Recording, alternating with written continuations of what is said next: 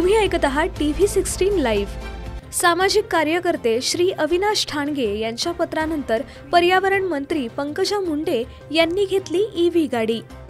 पर्यावरण रक्षणासाठी सातत्याने कार्यरत असलेले सामाजिक कार्यकर्ते श्री अविनाश ठाणगे यांच्या पाठपुराव्याला अखेर यश मिळाले। यांनी महाराष्ट्र प्रदूषण नियंत्रण मंडळासह पर्यावरण मंत्री पंकजा मुंडे यांना पत्र पाठवून नो व्हेइकल डे साजरा करण्याची मागणी केली होती। जानेवारी महिन्यात दिलेलं निवेदन दुर्लक्षित झाल्यानंतर पर्यावरण दिनाच्या निमित्ताने त्यांनी पुन्हा पाठपुरावा करत अधिकाऱ्यांना आणि मंत्र्यांना कृतीशील उदाहरण घालून द्यावं अशी स्पष्ट मागणी केली। या पत्राच्या पार्श्वभूमीवर पर्यावरण मंत्री पंकजा मुंडे यांनी स्वतः इलेक्ट्रिक व्हेइकल घेण्याचा निर्णय घेतल्याची माहिती पुढे येत आहे। त्यांचा हा निर्णय पर्यावरण पूरक आणि सकारात्मक संदेश देणारा ठरला असून इतर मंत्र्यांनाही प्रेरणा मिळण्याची शक्यता आहे। सामाजिक कार्यकर्ते श्री अविनाश ठाणगे यांनी प्रतिक्रिया देताना सांगितले, सरकारी यंत्रणांनी जनतेला केवळ सल्ले देण्याऐवजी कृतीतून आदर्श निर्माण करावा। पंकजाताईंचा हा निर्णय स्वागतार्ह आहे, पण हा एक अपवाद न राहता व्यापक चळवळीची सुरुवात व्हावी अशी अपेक्षा आहे।